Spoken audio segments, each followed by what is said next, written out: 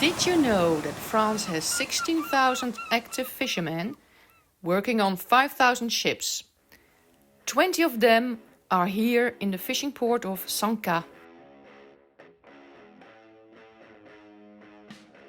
This morning the boats left around 4 o'clock and since 10 they have been coming back with scallops.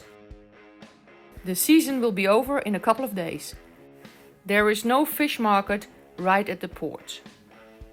But you can have a coffee and enjoy the view. And you get the scallops freshly from a fisherman who you befriended at the local bistro. This is 15 kilos of scallops in shell, which yields 85 scallops.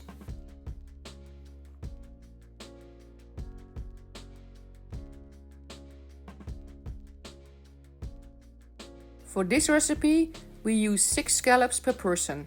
Brown them in a pan with butter and some oil. Add garlic, then add the whiskey.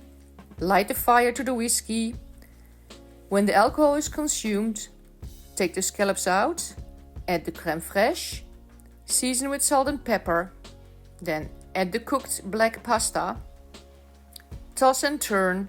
Serve on plates and arrange the scallops on top. Voila! Bon appétit!